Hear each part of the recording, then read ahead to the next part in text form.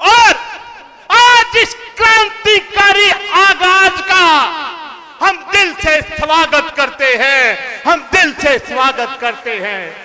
साथियों, मैं सिर्फ एक बात कहूंगा कि आज तक हम पिछते आए हैं, आज तक हमें इस देश के अंदर अछूतों की दृष्टि से देखा जाता है। मैं अनिल कुमार बिंटू, अंबेडकर हितकारी संगठन का प्रेसिडेंट, पूरे समाज के नाते ओबीसी महापंचायत का इस मुहिम की धरा पे स्वागत करता हूं। साथियों, जब तक हम एक नहीं होंगे, खाली बात करने से एक नहीं होते, हमें सामाजिक और राजनीतिक रूप से एक होना पड़ेगा। जब हमें मांगों के लिए इकट्ठा होने की जरूरत नहीं पड़ेगी, बल्कि हम देने वाले समाज में, इस देश में गिनती करवाएंगे। साथियों, समय का अभाव है। मैं पुनः पूरे दलित समाज की तरफ से ओबीसी महापंचायत के हर फैसले पे, चाहे भविष्य में कोई भी फैसला हो, हम बढ़ चढ़ कर तन मन धन से आपका सहयोग करेंगे। बहुत बहुत धन्यवाद। राष्ट्रपिता महात्मा ज्योतिबा फुले अमर रहे। एससी-बीसी एकता जिंदाबाद, एससी-बीसी एकता जिंदाबाद। बाबा साहब अमर रहे। बहुत बहुत धन्यवाद। जय भीम, जय राष्ट्रपिता महात्मा ज्योतिबा फुले। सबसे पहले मैं आपको धन्यवाद करना चाहूंगा कि इतनी बड़ी महासभा, ओबीसी महासभा पहली बार हरियाणा में हुई, इसके लिए एक बार जोरदार तालियां। ज्यादा वक्त नहीं लूंगा, आपको एक नारा लगाना है, मनुवाद की छाती पर बिरसा फूले अंबेडकर। मनुवाद की छाती पर, मनुवाद की छाती पर। आप लोग 52% हो, इस देश की जनसंख्या से 2% ऊपर, हम लोग 27% हैं। आज ये जो महासभा है, ये महासभा आने वाले वक्त में मील का पत्थर साबित होगी और आने वाला राज हमारा होगा। जय जय जय जय जय भीम, जय फूले, जय भीम। धन्यवाद। आज ओबीसी महापंचायत में उपस्थित मेरे समाज के सभी साथियों, बुजुर्गों, माताओं, बहनों, नमस्कार। आज की महापंचायत के मुख्य अतिथि जस्टिस ईश्वरैया जी, जस्टिस वीरेंद्र सिंह यादव जी, इंजीनियर अनिल यादव जी और पंजाब से पहुंचे हमारे साथी सरदार जी। साथियों, पिछले 4 साल में मुझे लग रहा है ये मेरी 10वीं या 15वीं जनसभा आपके बीच है।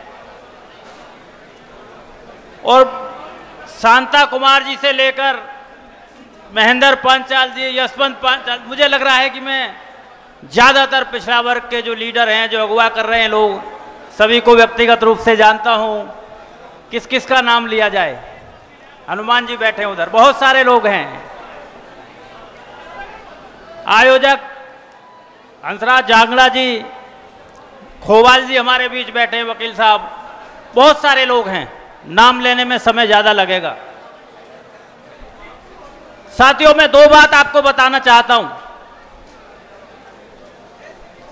कि 4 साल से हमने कई ऐसी जनसभाएं देखी हैं, इससे भी ज़्यादा जज्बाती जनसभाएं देखी हैं, इससे भी ज़्यादा नारे लगते देखे हैं, लेकिन हम लोग चूक गए। हमने वोट डालना नहीं सीखा। हरियाणा में हमारे पास मौका था, मौका आगे भी है, लेकिन आपको अपने अंदर सोचना होगा। आपको वोट डालनी होंगी। आपको किसी प्रकार के भय, किसी प्रकार के लोभ से ऊपर उठकर इस समाज के लिए, अपने हकों के लिए वोट डालनी सीखना होगा। साथियों,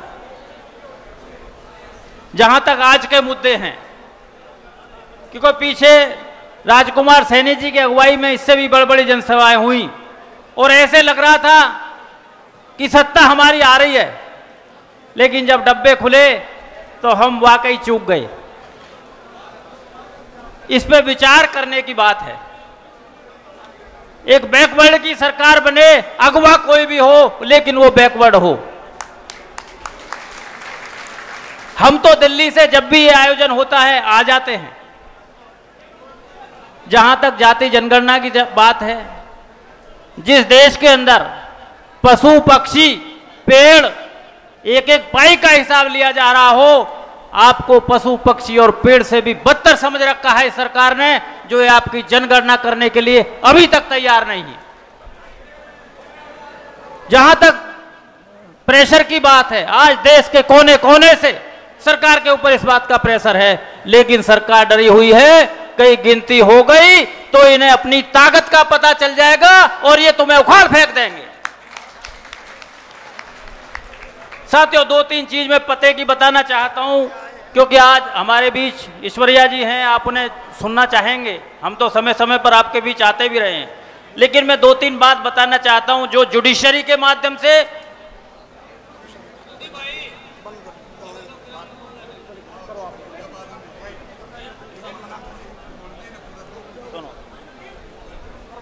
देखिए, मैं एक दूसरी बात कहना चाह रहा हूं। जनता को पता होना चाहिए क्या हो रहा आपके साथ, उस चीज का हमें पता होना चाहिए। एक तो बात है कि जुडिशरी के द्वारा अगर आपने ओबीसी का आरक्षण की एज की रिलैक्सेशन ले ली, आप 25 साल से ऊपर ओबीसी के कारण किसी एग्जाम में अपीयर हो गए, तो आपको ओबीसी के कोटे में ही रोका जाता है। देखिए कितनी बड़ी चालाकी है। एक जजमेंट आ गया, एक व्यक्ति ने जजमेंट दे दिया और उस जजमेंट के बाद आपको ओबीसी की सीट के अंदर ही रोका जाएगा। आप जनरल में काउंट नहीं होंगे, चाहे आप 100 से 100 नंबर ले आए। और ये हो रहा है। हमारे मेंबर पार्लियामेंट चुप बैठे हुए हैं, चाहे वो किसी भी पार्टी के हों। दूसरा, एक साथियों, एक ही ओबीसी को राज्य अपनी लिस्ट में डाल सकते हैं, इस तरह का एक अध्यादेश अभी आया, अमेंडमेंट आया। उसको मीडिया के द्वारा प्रचारित किया जा रहा है कि हमने बीजेपी बैकवर्ड को कुछ दिया है। साथियों, 2018 में जब कॉन्स्टिट्यूशनल दर्जा मिला, तब ये सरकार से एक गलती हुई और अपनी चूक को अमेंडमेंट, जब सुप्रीम कोर्ट ने उसको टोका मराठा जजमेंट में, तो उसको अमेंड किया है मात्र। साथियों, पीछे से आवाज आ रही है कि ना कहा जाए।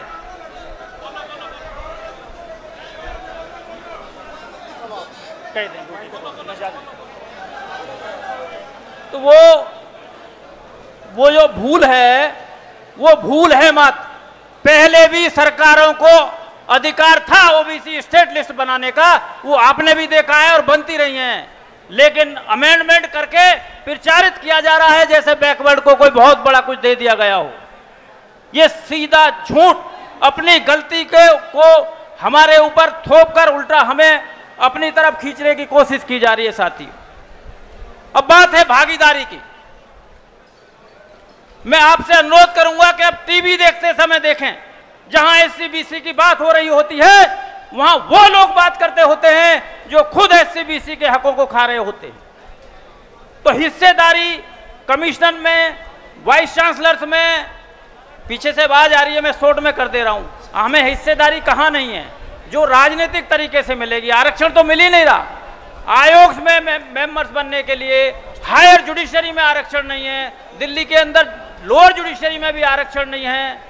आपको कितनी तरह की जो सिस्टम है जो आपको मिल सकते हैं सरकार के माध्यम से, सिस्टम के माध्यम से, सरकार में आने के बाद ही आप वो पा सकते हैं। साथियों, पीछे से प्रेशर ज्यादा है। मैं कंक्लूड करता हूं क्योंकि आपको ईश्वरिया जी को सुनना है, लेकिन खुशी है कि जब जब हरियाणा में बैकवर्ड की पंचायत बुलाई जाती है, आप बड़ी संख्या में आते हो। आप इसके धन्यवाद के पात्र हो। इसी सब के साथ मैं सभी महानुभावों को जिन्होंने इस देश के लिए, इस पिछड़े समाज के लिए संघर्ष किया है, सभी को नमन करते हुए धन्यवाद करता हूं। जय हिंद, जय पिछड़ा समाज।